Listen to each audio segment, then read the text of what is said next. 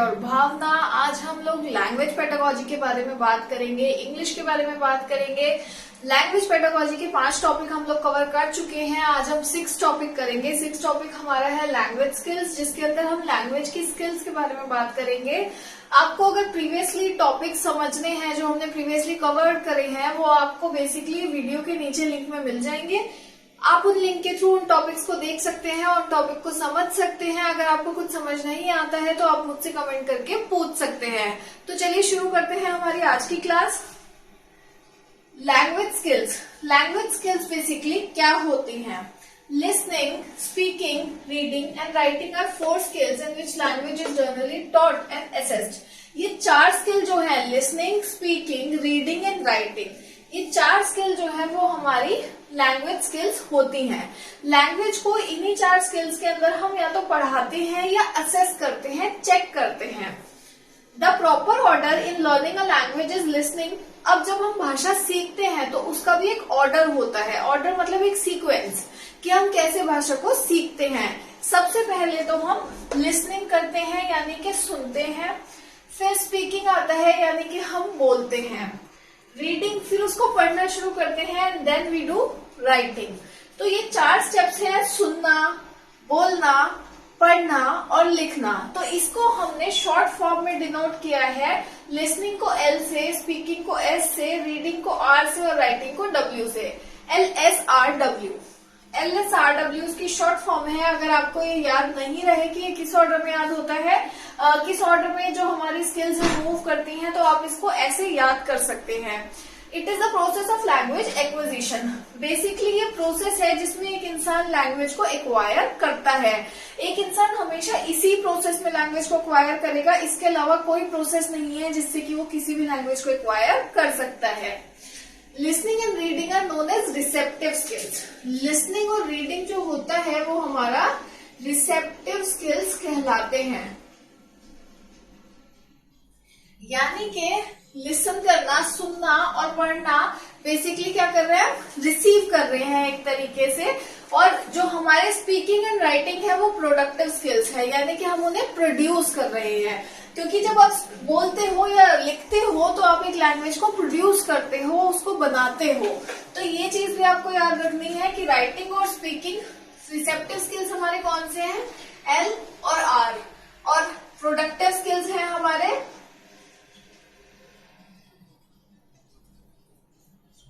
Productive skills बचते हैं speaking and writing. तो ये आपको याद रखने हैं। ये 3 बहुत इंपॉर्टेंट चीजें हैं जो मैंने आपको अभी समझाई हैं। अब धीरे धीरे हम एक एक चीज को अलग अलग सेपरेटली पढ़ेंगे और उसे समझने की कोशिश करेंगे। अब हम बात करते हैं लिसनिंग की, जो हमारी पहली स्किल थी, मैंने आपको अभी बताया था। लिसनिंग जो है वो हमारी बेसिकली क्या है, हमारी प्रोनाउंसिएशन स्किल्स को स्ट्रेंथ प्रोवाइड करती है। मतलब हमें हेल्प करती है कि हम ढंग से प्रोनाउंस कर पाए वर्ड्स को। फॉर एग्जाम्पल, अगर मैं किसी को सुनती हूँ, अगर मैं कोई शब्द गलत बोलती हूँ, लाइक लिपस्टिक को मैं लिपस्टिक बोलती हूँ, और कोई मेरे सामने आके उस शब्द को सही बोलता है तो मैं उसे ध्यान से सुनती हूँ और लेटर ऑन जब मैं उस वर्ड को यूज करती हूँ तो मैं उसे सही प्रोनाउंसिएशन के साथ यूज करती हूँ। फॉर एग्जाम्पल, लिपस्टिक बोलती थी मैं और अब मैं उसे लिपस्टिक बोलूंगी या लिपस्टिक बोल के उसे सही तरीके से प्रोनाउंस करूंगी। लिसनिंग हमारी 2 तरह की होती है, interactive and non interactive. Interactive listening क्या होती है? It includes face to face conversation and telephonic calls in which we are alternatively listening and speaking. इसमें बेसिकली हमारी face to face conversation include होती हैं और टेलीफोनिक कॉल्स इंक्लूड होती हैं, जिसमें हम सुनते भी हैं और धीरे धीरे बोलते भी हैं। In which we have a chance to ask for clarifications, repetition और slower speech from conversation partner। इसमें हम दूसरे इंसान से, जो भी हमारा पार्टनर है, हम क्लैरिफिकेशन मांग सकते हैं। अगर हमें समझ नहीं आता तो हम बोलते हैं sorry, can you please repeat. वो हम क्लैरिफिकेशन ले सकते हैं, हम शब्दों को रिपीट कर सकते हैं और हम बोल सकते हैं प्लीज आप धीरे बोलिए ताकि हमें समझ में आए। नॉन इंटरैक्टिव लिसनिंग क्या होती है? It include situation such as listening to radio, TV, films, lectures, etc. In such situations, we usually don't have the opportunity to ask for clarification, slower speech or repetition. Non interactive listening में basically हम सिर्फ सुन रहे हैं, उसमें हम बोल नहीं रहे हैं। जैसे हम टीवी को देखते हैं तो वो सुनते हैं, हम वीडियोस, मूवीज देखते हैं हम सुनते हैं, रेडियो सुनते हैं। तो उन चीजों में हम सपोजिंगली मैं एक मूवी देख रही हूँ, मुझे कुछ समझ नहीं आता है मूवी में, तो मैं सामने पूछ नहीं सकती कि ये क्या हुआ था, या फिर वो बहुत तेज बोलते हैं तो मैं ये नहीं कह सकती कि आप प्लीज धीरे बोलो, मुझे ना समझ नहीं आ रहा। तो ये दो तरह की लिसनिंग होती है हमारी, मैंने आपको समझा दिया, इंटरेक्टिव और नॉन इंटरेक्टिव। तो हम माइक्रो स्किल्स फॉर लिसनिंग की बात करेंगे। माइक्रो स्किल्स यानी कि जरूरी स्किल्स जो कि जरूरी है हमें सुनने के लिए। Richard proposes that micro skills in understanding what someone says to us are, ये जो स्किल्स थी ये हमें रिचर्ड्स ने दी थी। उन्होंने बताया था कि हमें सुनने के लिए किन किन चीजों की जरूरत होती है। स्किल्स बेसिकली जो लिसनिंग है हमें किस किस चीज में मदद करता है उसकी भी बात हो रही है। Retain chunks of language in short term memory, हम कुछ कुछ बातें मतलब पूरी कन्वर्सेशन में से कुछ कुछ जरूरी बातें अपने दिमाग में रख लेते हैं। चंक्स यानी कि छोटे छोटे हिस्से अपने दिमाग में रख लेते हैं, अपनी शॉर्ट टर्म मेमोरी में रख लेते हैं जो हमें याद रहेगी। डिस्क्रिमिनेट डिस्टिंक्ट साउंड्स इन न्यू लैंग्वेज, नए शब्द जो हम सुनते हैं उनको अलग कर देती है ये हमारी नई, मतलब जो भी मैं भाषा सुन रही हूँ किसी से, उसमें मैंने कुछ नए शब्द सुने वो भी मैं अपने दिमाग में रखती हूँ। Recognise stress in rhythm patterns, tone patterns in natural surface, मैं देखती हूँ कि वो किस तरीके से कौन से शब्द पे जोर दे रहे हैं, किस रिदम में बात कर रहे हैं, रिदम में यानी कि किस लय से बात कर रहे हैं, गुस्से में है, प्यार में है, उनका टोन कैसा है मुझसे बात करने का, एक नेचुरल एनवायरनमेंट में, मतलब जो रेगुलर एनवायरनमेंट हमारा है उसके अंदर। रिकॉग्नाइज अमंग रिड्यूस वर्ड्स, सबसे कम शब्द जो होते हैं वो भी हम रिकॉग्नाइज कर पाते हैं जब हम सुनते हैं किसी को, यानी कि जब कोई हमें छोटी सी शॉर्ट फॉर्म में भी कोई बात समझाने की कोशिश करता है हम फटाफट से उसे कैच कर सकते हैं। डिस्टिंग्विश वर्ड बाउंड्रीज, हमें वर्ड बाउंड्रीज पता होती है कि कहाँ पे एक शब्द खत्म हो रहा है और दूसरा शब्द शुरू हो रहा है। Recognise typical word order pattern, typical word order pattern यानी कि कौन सा शब्द किस शब्द के बाद लगा है वो पैटर्न हम रिकॉग्नाइज करने लगते हैं। रिकॉग्नाइज वोकैबुलरी, हम वोकैबुलरी रिकॉग्नाइज करने लगते हैं। कोई कोई इंसान होता है वो कुछ कुछ शब्द बहुत ज्यादा इस्तेमाल करता है, जब हम सुनते हैं तो हमें पता होता है कि ये, जैसे सपोजिंगली फॉर एग्जाम्पल मैं अपने रेगुलर लाइफ में सच में वर्ड बहुत यूज करती हूँ। तो जैसे कुछ इंसान होते हैं वो अपने कुछ रेगुलर वर्ड्स होते हैं जो यूज करते हैं, जब हम उनसे बात करते हैं उन्हें सुनते हैं तो हमें पता होता है कि उनकी वोकैबुलरी में ये वर्ड्स बार बार रिपीट होते हैं। Detect key words, guess meaning from context, keywords निकालना यानी कि जो इम्पोर्टेंट बात थी उन शब्दों को उसमें से खींच लेना और मीनिंग बना लेना कंटेक्स्ट में से। कीवर्ड निकाल लिए मैंने और उससे पूरी बात का एक मीनिंग निकाल लिया। Recognise grammatical word classes, grammatical word classes यानी कि ग्रामर किस तरह यूज हो रही है, सिंटैक्टिक पैटर्न कैसा है, रूल्स कैसे लगे हैं, उनकी यहाँ पे बात हो रही है। Recognise cohesive devices, cohesive devices क्या होते हैं, words that shows how different part of text fit together. Grammar के रूल्स जब हमें समझ आ जाते हैं तो हम देखते हैं शब्दों को कैसे जोड़ा गया है, कैसे वो एक दूसरे के साथ फिट बैठ रहे हैं।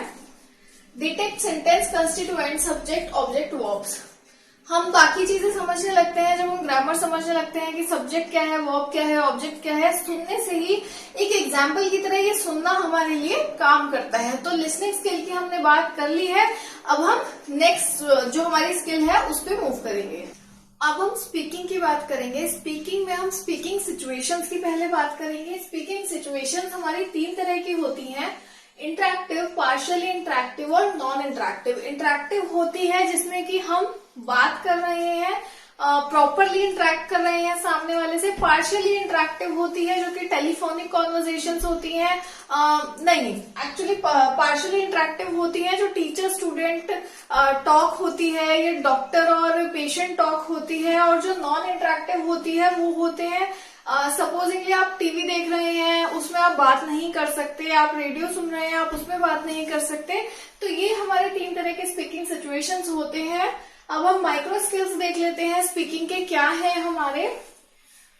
Pronounce the sounds clearly so that people can distinguish, आपको साउंड्स ठीक से बोलने हैं ताकि लोग शब्दों में अंतर कर सकें, शब्द मिक्स ना हो, लोगों को समझ आए। Use stress and rhythmic pattern and intonation pattern clearly so that people can recognise what is said. उन शब्दों पे जोर दें जो जरूरी है, एक ही लय में बात ना करें, थोड़ा ऊपर नीचे करें ताकि लोगों को इंटरेस्ट बना रहे और उन्हें समझ आता रहे कि आप क्या कहना चाह रहे हैं। Use correct form of words, correct tense, gender etcetera. आपको सही शब्दों का इस्तेमाल करना है। अगर आप कल की बात कर रहे हैं तो आपको जो टेंस है वो पास्ट टेंस यूज करना है। अगर आप लड़की की बात कर रहे हैं तो जेंडर के हिसाब से बात करनी है, उस चीज के बारे में यहाँ कहा गया है। Number 4, put words together in correct word order. शब्दों को सही तरीके से एक के बाद एक हमें लगाना है ताकि जो हम कह रहे हैं वो सामने वाला समझ सके। Use language variety appropriate to the situation and relationship to the conversation partner. Language में वैरायटी लाने की कोशिश करें, यूज करने की कोशिश करें सिचुएशन के हिसाब से और आपका सामने वाले से क्या रिलेशन है उसके हिसाब से। अगर हम दोस्तों से बात करते हैं तो हमारा बात करने का तरीका अलग होता है। अगर हम पेरेंट्स से बात करते हैं तो एक अलग तरह से बात करते हैं, टीचर्स से बात करते हैं तो किसी और तरह से बात करते हैं।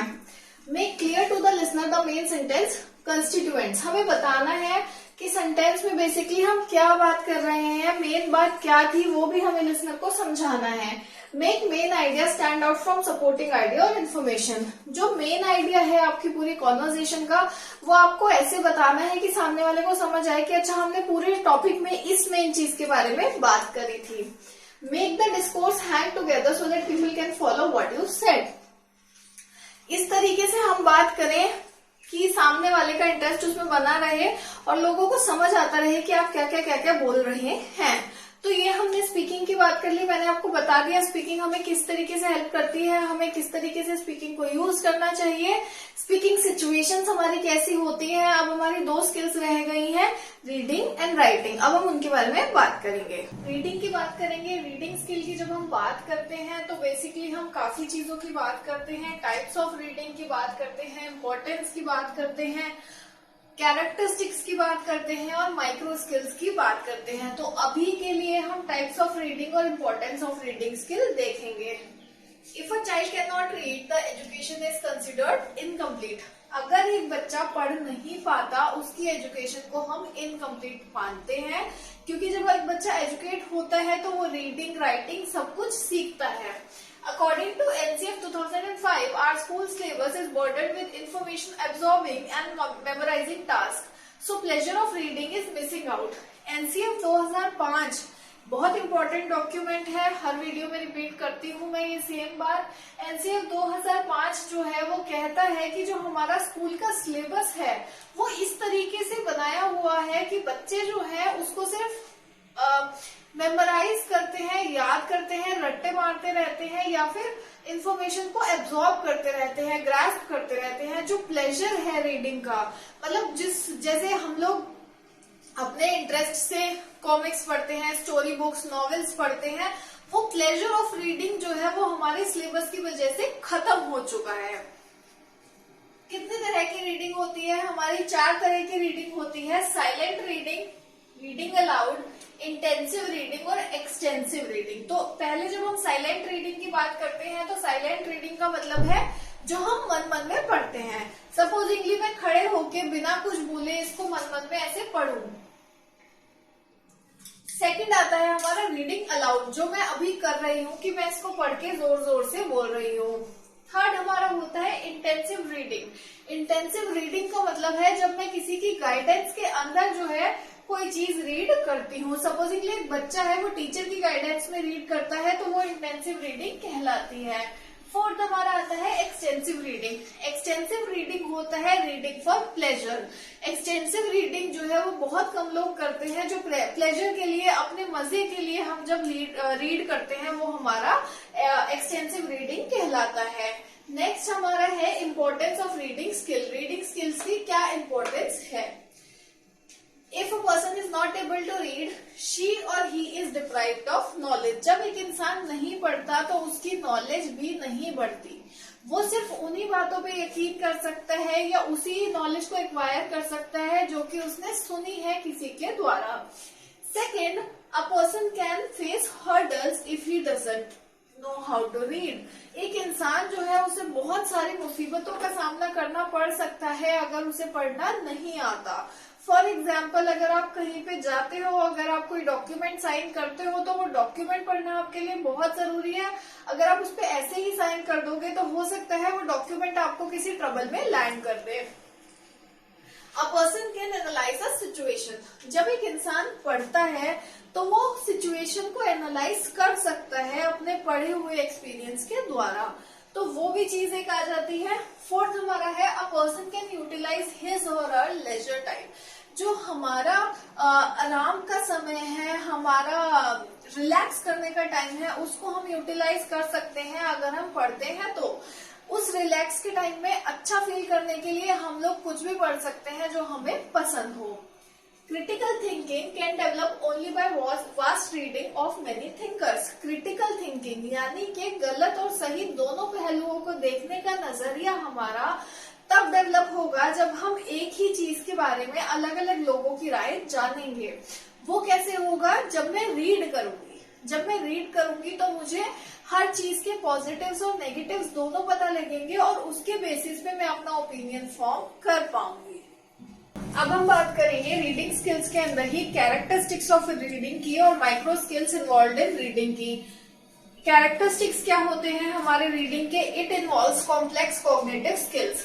इसमें हमारे मेंटल स्किल्स जो होते हैं वो इन्वॉल्व होते हैं। कॉम्प्लेक्स यानी कि हमें पढ़ना भी है आए और हमारे मेंटल कैपेबिलिटीज का कोऑर्डिनेशन भी उसमें चल रहा है, साथ साथ हमें उसे अंडरस्टैंड भी करना है।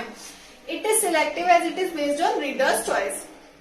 रीडिंग जो है वो सिलेक्टिव है कि मतलब मैं चूज करूंगी कि मुझे क्या पढ़ना है। वो मेरी चॉइस पर डिपेंड करेगा कि मैं क्या पढ़ना पसंद करती हूँ। वो कॉमिक्स हो सकती है, वो नॉवेल हो सकती है, कोई धार्मिक किताब हो सकती है, तो वो मेरी चॉइस पे डिपेंड करता है। It should be clear and fluent. Reading जो है हमेशा क्लियर होनी चाहिए और फ्लुएंट होनी चाहिए। एक लय में हमें पढ़ना है हमेशा, ये नहीं कि मैं ऐसे पढ़ रही हूँ। It should be clear and fluent, ऐसे नहीं पढ़ना है, एक लय में हमें उसे पढ़ना है। It should be enjoyed it with correct intonation and pronunciation.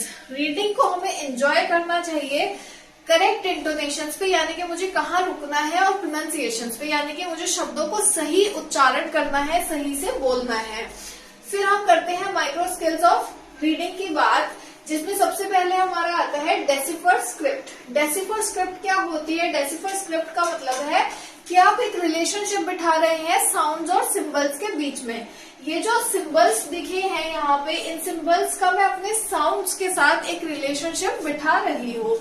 Recognise vocabulary, जो वोकैबुलरी है उसको रिकॉग्नाइज कर रही हूँ, शब्दों को पहचान रही हूँ। Pick out key word such as those identified topic and main ideas. मैं इनमें से पिक कर रही हूँ मेन शब्दों को कि रीडिंग की बात कर रहा है और मेन आइडियाज को। Recognise basic syntactic pattern. Syntactic pattern मुझे समझना है, यानी कि ग्रामर कैसी यूज हो रही है वो भी मैं साथ साथ समझ रही हूँ। Reconstruct and infer situation, goal and participate.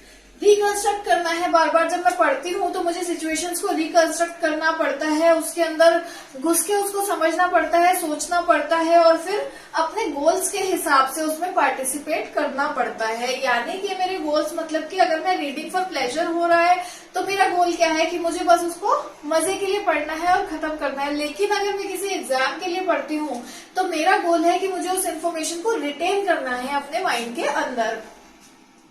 Distinguish the main idea from supporting details. जो मेन आइडिया है, सपोजिंगली यहाँ पे मेन आइडिया हमारा रीडिंग स्किल है, उसे हमें इन सारी सपोर्टिंग डिटेल से अलग करना है।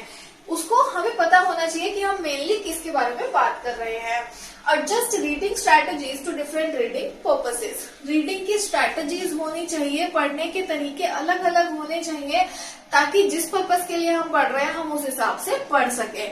सपोजिंगली हम एग्जाम के लिए पढ़ते हैं तो हम ज्यादा कंसंट्रेशन से पढ़ते हैं और एंजॉय करके नहीं पढ़ते, जबकि अगर हम प्लेजर के लिए पढ़ते हैं, मैं नॉवल पढ़ती हूँ तो मैं एंजॉय करके पढ़ती हूँ, प्लेजर के लिए पढ़ती हूँ और बहुत ध्यान उसमें नहीं लगाती, सिर्फ अपनी खुशी के लिए उसे पढ़ती हूँ। अब हम बात करेंगे methods involve in reading and writing. क्या क्या मेथड्स जो है हम यूज करते हैं पढ़ते हुए या फिर लिखते हुए। सबसे पहले हमारा आता है सी एंड टेल और लुक और से मेथड। सी एंड टेल मतलब कि देख के बताना या फिर देख के कुछ कहना उसके बारे में। सेकेंड हमारा आता है the language experience method. The language experience method basically talks about the skills that should be encourage through the use of personal experience and oral language. Language experience method जो बेसिकली बात करता है वो बोलता है कि हमें बेसिकली जो रीडिंग और राइटिंग स्किल्स हैं उन्हें एनहेंस करना चाहिए, बढ़ावा देना चाहिए हमारे पर्सनल एक्सपीरियंस से और हमारे ओरल लैंग्वेज से। मतलब बोल बोल के और अपने पर्सनल एक्सपीरियंसेस को अगर हम लिखेंगे तो उससे भी हमारी राइटिंग स्किल भी अच्छी होगी और हमारी ओरल और स्पीकिंग और रीडिंग स्किल भी अच्छी होगी। थर्ड हमारा आता है द कंटेक्स्ट सपोर्ट मेथड। मतलब मैं बच्चे को जो भी कराऊं वो उससे कंटेक्स्ट से रिलेटेड कराऊं तो बच्चा जो है बहुत जल्दी उन चीजों को एक्वायर करेगा, सारी स्किल्स को एक्वायर करने में उसके लिए बहुत इजी रहेगा। Errors generally made in reading. जब हम पढ़ते हैं तो हम क्या गलतियां करते हैं, यहाँ पे हम उसके बारे में बात करेंगे। Reading with getting stuck at many places. जब हम पढ़ते हैं और हम रुक जाते हैं बहुत सारी जगहों पे, उसकी बात हो रही है। Wrong posture while reading, keeping the book very close to eyes, no fluency और स्पीड। जब मैं पढ़ती हूँ अगर मैं गलत तरीके से पढ़ती हूँ, गलत पोस्चर में पढ़ती हूँ, मैं किताब ऐसे रखती हूँ तो वो एक गलत तरीका है पढ़ने का, मुझे ऐसे नहीं पढ़ना है, वो एक रॉन्ग पोस्चर है। और साथ साथ में अगर मैं ऐसे पढ़ती हूँ तो साथ साथ में मेरी फ्लुएंसी और स्पीड भी नहीं आती। Not able to recognise word correctly, मैं शब्दों को सही से पहचान नहीं पाती हूँ। Lack of intonations according to emotions of a particular text, lack of guidance while reading. जो इंटोनेशंस हैं यानी कि कहाँ पे मुझे पॉज लेना है, कहाँ पे मुझे रिएक्ट कैसे करना है, वो मैं लैक करती हूँ। मैं एक टेक्स्ट के इमोशंस को नहीं बता पाती हूँ। फॉर एग्जाम्पल अगर मैं एक बहुत दुख भरी कहानी पढ़ रही हूँ और मैं उसे बहुत खुशी से आपको सुना रही हूँ तो जो टेक्स्ट जो हमें बताना चाहता है वो आपको समझाना, वो आप लोग समझ नहीं पाएंगे। Lack of guidance while reading, बहुत ज्यादा गाइडेंस की जरूरत होती है जब बच्चे पढ़ना सीख रहे होते हैं और वो गाइडेंस अगर नहीं मिलता तो उनकी रीडिंग स्किल उतने अच्छे से डेवलप नहीं हो पाती। These problems can be corrected with providing appropriate linguistic environment, selecting right material according to the mental level and interest of the learner. Basically वो क्या बोल रहे हैं, वो बोल रहे हैं कि ये जो प्रॉब्लम्स मैंने आपको बताई इसको हम करेक्ट कर सकते हैं, सही कर सकते हैं अगर हम बच्चों को एक ऐसा एनवायरनमेंट दें जहाँ पे बच्चा पढ़ सके। दूसरा, हम उन्हें उनके लिए जो मटेरियल टीचर जो भी यूज कर रही है वो उनके मेंटल लेवल के हिसाब से करे, उनके दिमाग के हिसाब से करे और उसके इंटरेस्ट के हिसाब से करे कि बच्चे को पढ़ने में मजा आए, वो प्लेजर के लिए पढ़े और इन चीजों को जल्दी जल्दी, इस वाली स्किल को जल्दी एक्वायर कर पाए। अब हम अपनी लास्ट स्किल की बात करेंगे। हमारी आखिरी स्किल जो है वो है राइटिंग स्किल। राइटिंग स्किल की जब हम बात करते हैं तो ये क्या होती है, इसकी एम्स क्या है, उसके बारे में भी हम बात करेंगे। Writing skill it is a productive skill. ये प्रोडक्टिव स्किल है, मैंने आपको बताया था राइटिंग जो है हमारी एक प्रोडक्टिव स्किल है। More complicated since it not only involves graphic representation but also the development of presentation of thought in a structured way. ये बहुत कॉम्प्लिकेटेड है क्योंकि एक तो हम लिख रहे हैं, ग्राफिक रिप्रेजेंटेशन है, दूसरी बात यह है कि ये हमारे डेवलपमेंट ऑफ थॉट को भी दिखाती है एक स्ट्रक्चर्ड वे में कि मैंने क्या सोचा है उसको मैं एक स्ट्रक्चर बना के लिखती हूँ। Second, according to NCF 2005, writing skill placed with artistic expression. NCF 2005 कहता है कि जो राइटिंग स्किल है उसे हमें आर्टिस्टिक एक्सप्रेशंस के साथ डालना चाहिए कि ये एक कला है, लिखना एक कला है। During the primary years, it should be developed holistically in relation with listening, speaking and reading. कहते हैं कि जब बच्चा छोटा होता है तो उसे सिर्फ एक ही स्किल पे फोकस नहीं कराना है, हमें उसे होलिस्टिकली सिखानी है चारों स्किल, यानी कि इकट्ठे एक दूसरे के साथ बच्चा चारों स्किल्स सीखता जाए। At the secondary level, activities like essay writing, letter writing should be less emphasized so that imagination and originality are allowed to play a more prominent role in education. कहते हैं कि सेकेंडरी लेवल पे activities जैसे कि letter writing, essay writing जो schools में बहुत ज्यादा फोकस की जाती हैं उन्हें कम फोकस करना चाहिए ताकि बच्चा जो है अपनी इमेजिनेशन पे और ओरिजिनलिटी पे, कि उसका जो कंटेंट है वो ओरिजिनल है उस पे वो एक फोकस कर सके और वो उसके एजुकेशन में एक अच्छा रोल प्ले करे। एम्स ऑफ राइटिंग, हमें क्यों लिखना चाहिए, उसके हमारे क्या एम्स हैं। Communicating the feeling and thought in written words, हम अपनी फीलिंग्स को या अपने थॉट्स को जो मैं सोच रही हूँ एक्सप्रेस कर सकती हूँ, दूसरों को बता सकती हूँ लिख करके। Answer the questions in the explanations completely, question के आंसर दे सकती हूँ, एक्सप्लेनेशंस लिख सकती हूँ अगर मुझे लिखना आता है तो। Develop literature, books, article etcetera, मैं बुक्स, आर्टिकल, लिटरेचर चीजें, ऐसी चीजें डेवलप कर सकती हूँ, बना सकती हूँ। Able to write fluently following the grammar rules, मैं फ्लुएंटली यानी कि बिल्कुल बिना रुके लिख सकती हूँ अगर मुझे ग्रामर रूल्स भी अच्छे से आते हैं।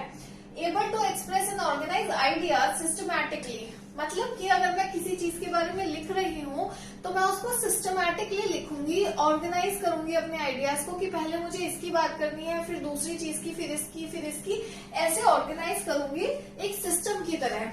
Learners are able to follow different techniques of writing, learners को अलग अलग तरह की राइटिंग्स के बारे में पता होना चाहिए। फॉर्मल और इनफॉर्मल, फॉर्मल मतलब कि जब हम किसी से फॉर्मली, जैसे कि मैं किसी को फॉर्मली एक चिट्ठी लिखती हूँ या फॉर्मली मैं कुछ लिख रही हूँ और किसी को दे रही हूँ, एक लेटर बना रही हूँ, वो चीजें आनी चाहिए। इनफॉर्मल मतलब जो मैं अपने प्लेजर के लिए लिखती हूँ, सपोजिंगली मैं डायरी एंट्री करती हूँ या मैं अपना डेली रूटीन लिखती हूँ, मैं स्टोरीज लिखती हूँ, आर्टिकल लिखती हूँ, तो वो सारी चीजें मुझे आनी चाहिए। डिफरेंट स्टाइल्स ऑफ राइटिंग मुझे आने चाहिए। राइटिंग स्किल में अब हम बात करेंगे राइटिंग के कैरेक्टरिस्टिक्स की या फिर इसके माइक्रो स्किल्स की। कैरेक्टरिस्टिक्स या माइक्रो स्किल्स क्या है? Use the orthography correctly including the script, spelling and punctuation marks, हमें सही से राइटिंग के लिए जो भी यूज कर रहे हैं वो करेक्ट होना चाहिए। हमारी स्क्रिप्ट, स्पेलिंग्स, हमारे पंक्चुएशन मार्क्स, वो सारी चीजें हमारी करेक्ट होनी चाहिए। Correct form of words, tense and genders, correct form में लिखना चाहिए हमेशा, शब्द सही होने चाहिए, जेंडर सही होना चाहिए, टेंस सही होना चाहिए। ये नहीं कि मैं कल की बात के बारे में लिख रही हूँ और उसे प्रेजेंट टेंस में लिखूं तो जो पढ़ेगा उसके लिए वो बहुत ज्यादा कंफ्यूजिंग हो जाएगा। 4, यूज वोकैबुलरी करेक्टली, वोकैबुलरी को हम ढंग से यूज करें, मतलब सही शब्दों का हम इस्तेमाल करें। Number 5, use the style appropriate for genre and audience, वो बोलते हैं ऐसा स्टाइल चुनिए जो अप्रोप्रिएट हो जेनर के और ऑडियंस के हिसाब से। अगर जेनर मतलब कॉमिक, हॉरर, इमोशनल, मैं किस जेनर में लिख रही हूँ, अगर मैं कॉमिक बुक लिख रही हूँ, आर्टिकल लिख रही हूँ, तो वो कैसी ऑडियंस को केटर करता है, कौन से लेवल की ऑडियंस को केटर करता है, बच्चों को करता है, बड़ों को करता है, किसको करता है, उसके हिसाब से मुझे लिखना पड़ेगा। Make main idea distinct from supportive one, जो मेन आइडिया है मेरे पूरे एज अ टेक्स्ट का, पूरी बुक का या आर्टिकल का, वो डिस्टिंक्ट होना चाहिए, वो अलग निकल के आना चाहिए मेरे टेक्स्ट में से और सपोर्टिंग आइडियाज से अलग दिखना चाहिए। Make the text coherent, text coherent होना चाहिए, ऐसा नहीं कि मैं ऊपर के पैराग्राफ में कुछ बात कर रही हूँ, नीचे के पैराग्राफ में कुछ और बात कर रही हूँ, तो जो पढ़ेगा उसका इंटरेस्ट लूज हो जाएगा, ऊपर से उसे समझ भी कुछ नहीं आने वाला। Write content according to the mental level of the reader, आप किसके लिए लिख रहे हैं उसके हिसाब से आपको लिखना है। अगर आप बच्चों के लिए लिख रहे हैं तो आप बहुत मुश्किल शब्दों का इस्तेमाल उसमें नहीं कर सकते। बच्चों के लिए लिखेंगे तो इजी वर्ड्स यूज करेंगे, इंटरेस्टिंग लैंग्वेज यूज करेंगे, पिक्चर्स यूज करेंगे ताकि बच्चे उसको पढ़ने में इंटरेस्टेड हो। लास्ट हमारा है हैंड राइटिंग। राइटिंग स्किल की बात हो रही है तो हैंड राइटिंग की बात जरूर होगी। हैंड राइटिंग में सबसे पहले हमारा आता है गुड एंड अप्रोप्रिएट पोस्चर। जब भी हम लिखते हैं हमारा सही पोस्चर होना चाहिए। ये नहीं मैं लेट के लिख रही हूँ या मैं झुक के लिख रही हूँ तो मेरी राइटिंग उस हिसाब से डिफर करेगी।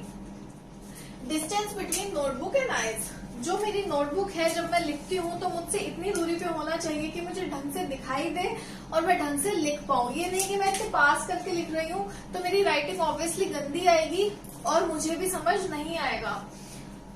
Holding pen and pencil in a proper way, pen और पेंसिल को सही तरीके से पकड़ना है। अगर ये पेन है तो मैं इसे यहाँ से पकड़ के लिखूंगी, यहाँ से पकड़ के नहीं लिखूंगी। यूज ऑफ कैलीग्राफी नोटबुक, शुरू में हम बच्चों को कैलीग्राफी नोटबुक्स यूज कराएं ताकि उनकी हैंडराइटिंग ऑटोमेटिकली अच्छी हो जाए।